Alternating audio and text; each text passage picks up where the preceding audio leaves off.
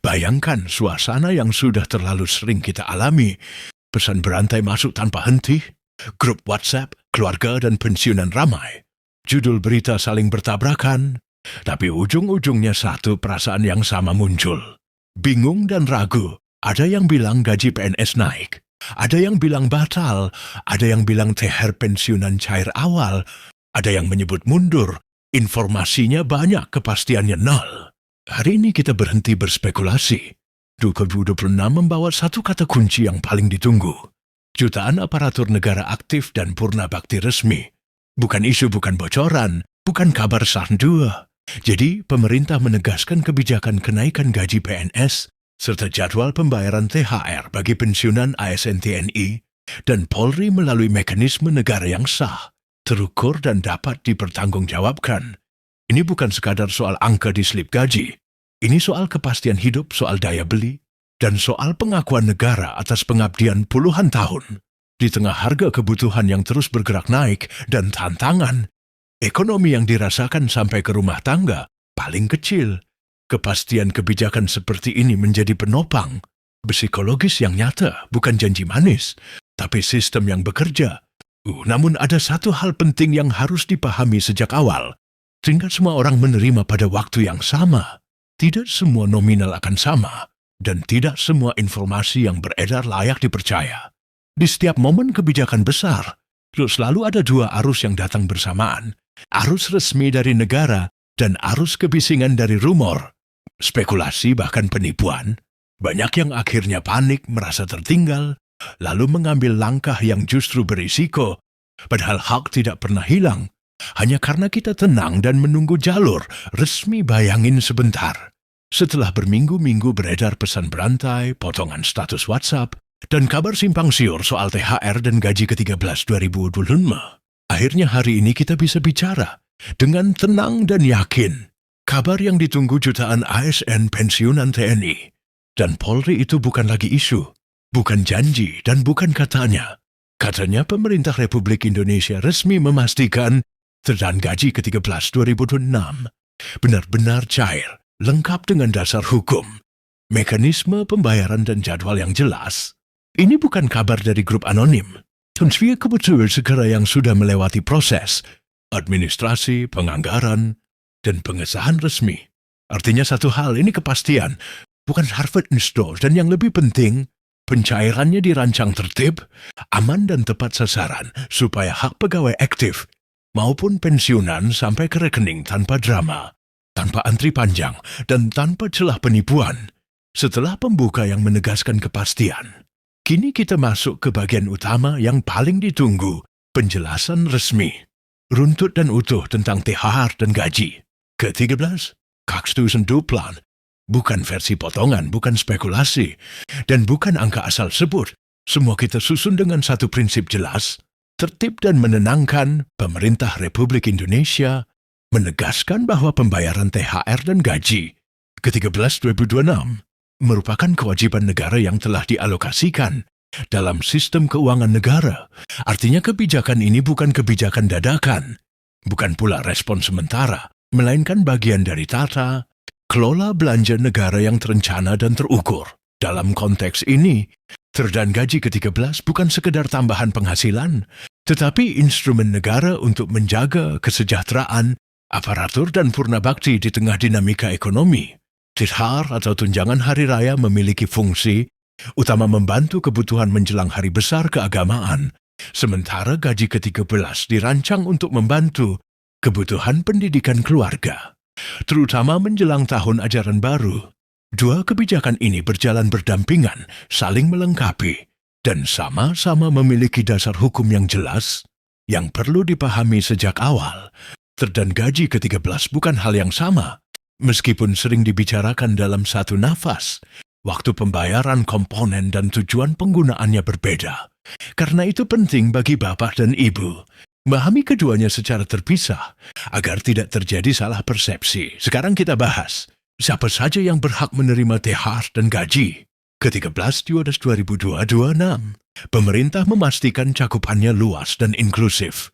Penerima meliputi aparatur sipil negara, baik PNS maupun PPK, anggota TNI dan Polri, pejabat negara serta para pensiunan, bukan hanya pensiunan yang masih hidup, tetapi juga janda duda dan ahli waris yang secara hukum tercatat sebagai penerima manfaat.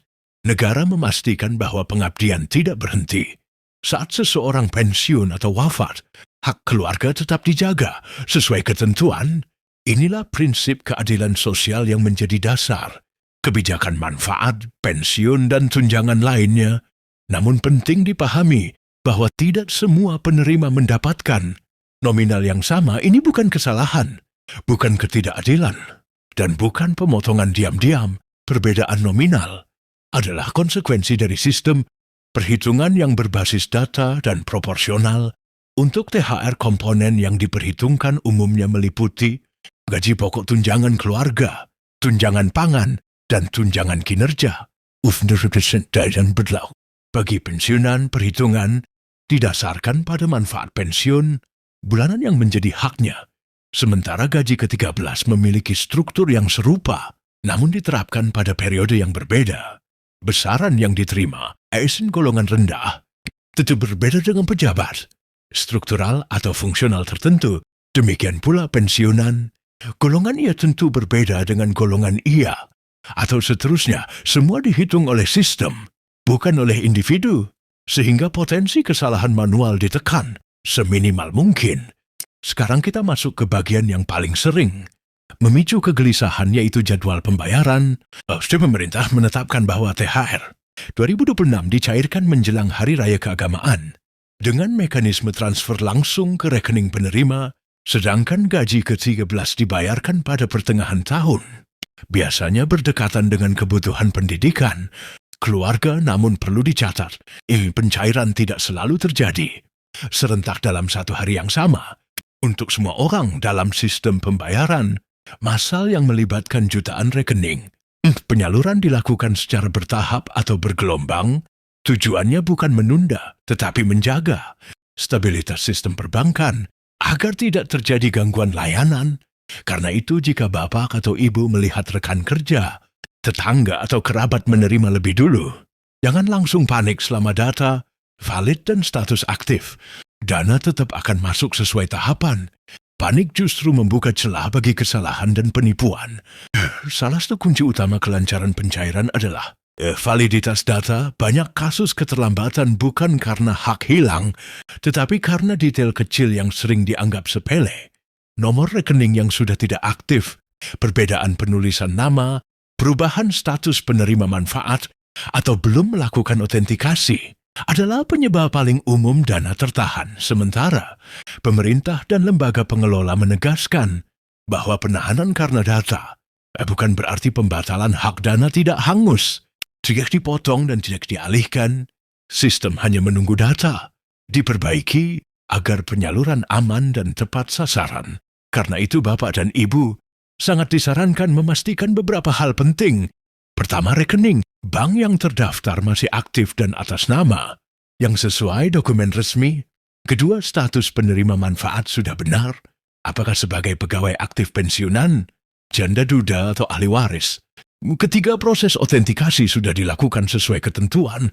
Autentikasi atau verifikasi diri bertujuan memastikan bahwa dana negara benar-benar diterima oleh pihak yang berhak. Proses ini bisa dilakukan melalui aplikasi resmi atau melalui bank mitra. Jika autentikasi terlewat, sistem akan menunda pembayaran demi keamanan, bukan menghapus hak. Disinilah peran keluarga menjadi penting. Pendampingan anak atau anggota keluarga dapat membantu orang tua yang kurang familiar dengan teknologi. Ya, namun ada satu prinsip yang tidak boleh dilanggar. OTP PIN dan kata sandi tetap rahasia. Tidak boleh dibagikan kepada siapapun, termasuk kepada orang yang mengaku petugas. Pada momen pencairan THR dan gaji ke-13, modus penipuan biasanya meningkat tajam. Penipu memanfaatkan rasa cemas dan keinginan orang untuk cepat mendapatkan haknya. Pesan berantai, tautan palsu, telepon mengaku petugas, hingga permintaan biaya administrasi adalah modus klasik yang terus berulang. Ingat baik-baik, petugas resmi tidak pernah meminta OTP PIN, ATM, atau meminta transfer uang. Semua pembayaran dilakukan otomatis melalui sistem, tidak ada biaya percepatan, tidak ada biaya validasi, dan tidak ada jasa orang. Dalam kalimat seperti, jika tidak segera dikonfirmasi, dana hangus atau akun akan diblokir, sering digunakan untuk memancing panik. Dalam sistem resmi, hak tidak hilang hanya karena keterlambatan konfirmasi. Yang ada hanyalah penundaan sementara sampai data benar. Sekarang kita bahas apa yang harus dilakukan jika terjadi masalah. Misalnya dana belum masuk, nominal dirasa tidak sesuai atau status pembayaran belum jelas. Pemerintah menegaskan bahwa mekanisme koreksi tersedia dan dapat diakses melalui jalur resmi. Langkah pertama adalah mengecek status melalui kanal resmi atau bank mitra. Jika masih ada ketidaksesuaian, penerima dapat mengajukan pertanyaan atau pengaduan dengan melampirkan dokumen pendukung seperti identitas, kartu pegawai, atau kartu pensiun, dan bukti rekening. Proses ini mungkin memerlukan waktu karena harus diverifikasi, tetapi prinsipnya jelas. Hak yang sah akan diselesaikan. Sekali lagi ditegaskan, proses koreksi resmi tidak dipungut biaya. Jangan membayar kepada pihak manapun yang mengaku bisa mempercepat. Sekarang kita masuk ke aspek yang sering luput dibahas, yaitu dampak THR dan gaji ke-13 terhadap kehidupan rumah tangga bagi banyak keluarga. Dana ini bukan untuk kemewahan, tetapi untuk kebutuhan nyata kesehatan. Pendidikan dan kebutuhan pokok menjadi prioritas utama. Bagi pensiunan, tambahan dana bisa digunakan untuk pemeriksaan kesehatan, pembelian obat rutin, atau terapi yang selama ini ditunda. Ini bukan pemborosan, tetapi investasi pada kualitas hidup. Dengan tubuh yang lebih sehat, masa pensiun bisa dinikmati dengan lebih tenang bersama keluarga. Bagi pegawai aktif, gaji ke-13 sering membantu biaya sekolah anak, perlengkapan pendidikan, atau tabungan pendidikan, membantu kebutuhan hari raya tanpa harus berhutang. Dalam skala nasional, kebijakan ini juga membantu menjaga daya beli masyarakat dan menggerakkan ekonomi daerah.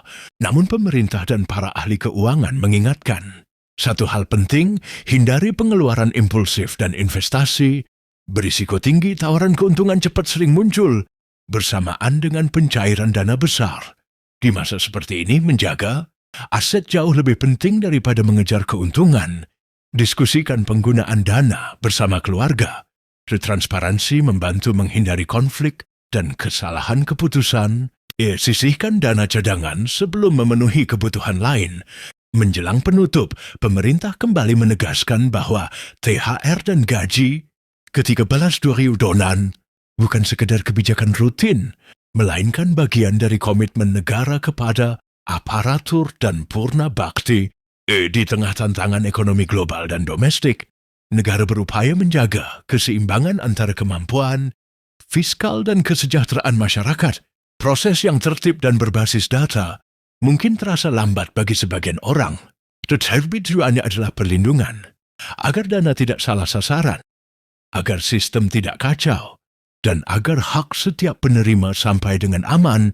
Sebagai penutup bagian utama ini, ada beberapa pesan yang perlu disimpan baik-baik. Pertama, dan gaji ke-13 2026 adalah hak resmi, bukan hadiah. Kedua, perbedaan waktu dan nominal bukan berarti masalah selama data valid. Ketiga, lindungi informasi pribadi dan perbankan dengan disiplin. Keempat, gunakan jalur resmi untuk semua urusan. Kelima, kelola dana dengan bijak agar manfaatnya terasa lebih lama. Dengan pemahaman yang benar, ketenangan bisa dijaga, hak terpenuhi, risiko dihindari, dan handful business tetap aman. Ini bukan kabar dari grup anonim, tapi keputusan negara yang sudah melewati proses administrasi, penganggaran, dan pengesahan resmi. Artinya satu hal, ini kepastian bukan harapan. Ensure dan yang lebih penting, pencairannya dirancang tertib, aman, dan tepat sasaran, supaya hak pegawai aktif maupun pensiunan sampai ke rekening tanpa drama, tanpa antri panjang, dan tanpa celah penipuan.